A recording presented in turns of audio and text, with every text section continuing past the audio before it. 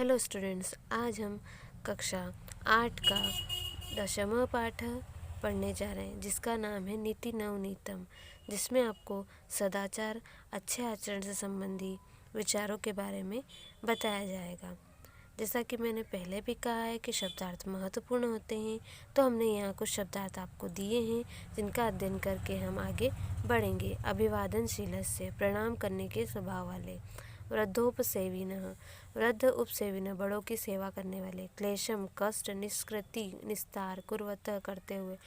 अन्य शब्दार्थों का भी अध्ययन आप अच्छी तरह कर ले ताकि आप जब भी इसका अर्थ करें आपको आसानी हो और कठिन शब्दों का अर्थ आपको पहले से पता रहे। जैसे कि इस पाठ में मनुस्मृति से के लिखे हुए श्लोकों का अध्ययन किया जाएगा।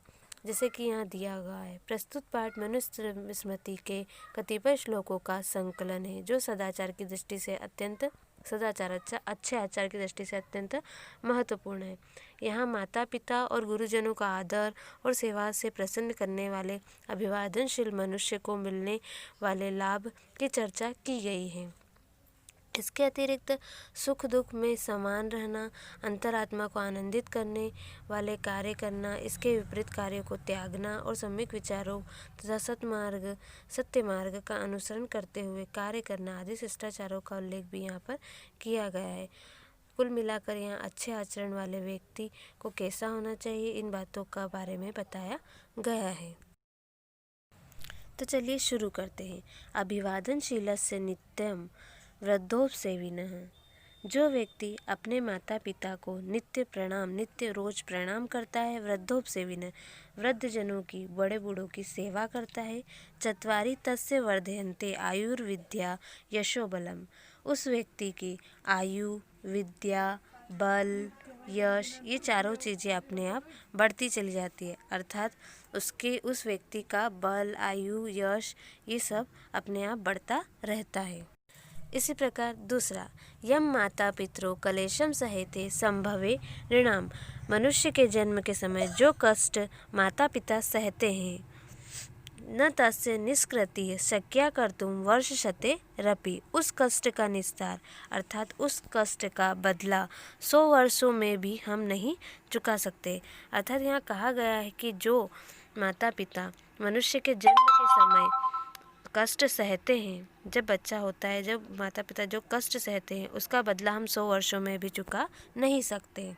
इसी प्रकार थर्ड वाला, तयोर नित्यम प्रियम कुर्यादाचार्यस्य च सर्वदा, माता पिता गुरु का सदैव प्रिय करना चाहिए अर्थात अच्छा करना चाहिए। तेष्वेव त्रिषु तुष्टेषु तपः सर्व समाप्यते, उन तीनों के संतुष्ट हो जाने अर्थात माता पिता और गुरु के संतुष्ट हो जाने पर हमारी सभी तपस्याएं समाप्त हो जाती है अर्थात हमें सभी तपस्याओं का फल मिल जाता है।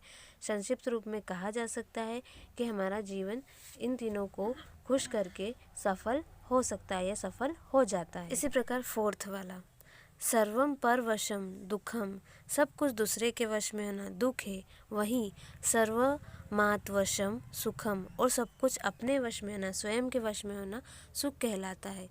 एतद्विज्ञात्म समासेन लक्षणम सुख दुखयो, इसे संक्षेप में दुख और सुख अर्थात सुख या दुख का यही लक्षण जानना चाहिए। यहाँ पर यह बताया गया है कि जब कोई कार्य दूसरे के वश में है तो वो हमारे लिए दुख है, यदि वो हमारे वश में है तो वो हमारे लिए सुख की अनुभूति करवाता है और सुख दुख का यही लक्षण है। इसी प्रकार फिफ्थ वाला, यत् कर्म कुर्वतो अस्य स्यात् परितोषो अंतरात्मानः, जिस कार्य को करते हुए अंतरात्मा को संतुष्टि मिलती है उस कार्य को प्रयत्न पूर्वक करना चाहिए। तत्प्रयत्न मतलब प्रयत्न पूर्वक करना चाहिए। कुर्वित विपरीतम तु वर्जेत, इसके विपरीत संतुष्टि न देने वाला अर्थात संतुष्ट न करने वाले कार्य को नहीं करना चाहिए अर्थात परित्याग कर देना चाहिए या त्याग देना चाहिए। इस श्लोक में हमें यही बताया गया कि जिस कार्य को करने से संतुष्टि मिले उसी कार्य को हमें करना चाहिए। इसी प्रकार सिक्स वाला, दृष्टिपूतम न्यसेत पादम, अर्थात दृष्टि द्वारा पवित्र करके अर्थात दृष्टि द्वारा देखभाल कर पवित्र पैर रखना चाहिए। वस्त्रपूतम जल पीबेत, वस्त्र द्वारा पवित्र करा हुआ अर्थात वस्त्र द्वारा छना हुआ जल ही पीना चाहिए। सत्यपूताम वदेत वाचम, सत्यपुताम वदे वाचम। सत्य द्वारा पवित्र करके वाणी द्वारा बोला हुआ सत्य ही बोलना चाहिए। मनापूतम समाचरित। मन द्वारा पवित्र करके या मन द्वारा अच्छी तरह से सोच समझ के आचरण किया जाना चाहिए। अर्थात हमें इस श्लोक में यह बताया गया है कि देखभाल कर ही पैर रखना चाहिए, साथ ही वस्त्र द्वारा छना हुआ जल ही पिए और मन द्वारा पवित्र आचरण ही लोगों के साथ करना चाहिए। तो इस पाठ में हमने आचरण से संबंधित अर्थात सदाचार से संबंधित श्लोकों का अध्ययन किया और उन्हें समझा। और साथ ही मैं ये कहूँगी कि यहाँ पर जो हमने अच्छे विचारों को पढ़ा है, जो मनुस्मृति में दिए हुए हैं, उनका आचरण आप करें और अपने जीवन में ग्रहण करें। धन्यवाद। आपको मेरा वीडियो अच्छा लगा हो तो लाइक ज़रूर करें और मेरे चैनल को सब्सक्राइब करना ना भूलें।